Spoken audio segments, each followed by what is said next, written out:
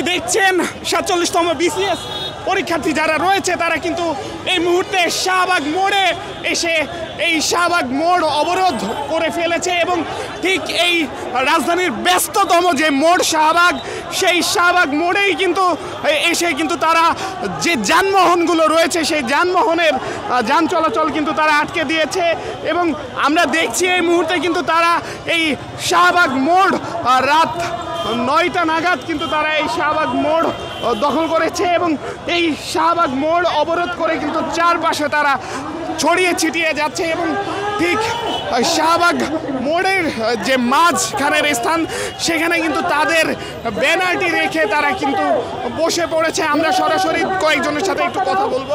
ভাই, আজ শাহবাগ অবরোধের পিছনের কারণ?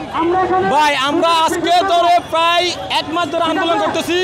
এটা একটা যৌক্তিক আন্দোলন যেটা আমাদের প্রতি অবিচার করা হচ্ছে। হ্যাঁ, এখানে ভাই আমাদের ভাইরা অনশনে আজকে প্রায় ৭২ ঘন্টা হয়ে গেছে।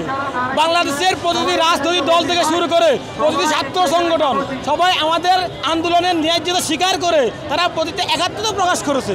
ইভেন আজকে আমাদের পুলিশ ভাইরাও বলেছে যে ভাই আমরা আপনাদের সাথে আছি। কিন্তু পিএসসি কি এমন হয়ে গেল যে তারা এত একনিয়মিতা কেন?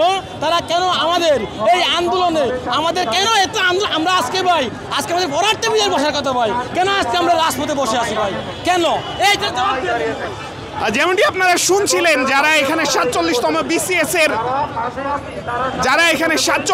বিসিএস এর পরীক্ষার্থীরা রয়েছেন তারা কিন্তু বলছেন তাদের থাকার কথা পড়ার টেবিলে, তারা কেন রাজপথে, এবং সেই দৃশ্য থেকেই আপনাদেরকে দেখানোর চেষ্টা করছিলাম শাহবাগ মোড় অবরোধের সর্বশেষ পরিস্থিতি এবং সেটি আমরা দেখছি শাহবাগের চারপাশ কিন্তু অবস্থান নিয়ে ৪৭তম বিসিএস এর যারা পরীক্ষার্থীরা রয়েছেন তারা অবস্থান নিয়েছেন।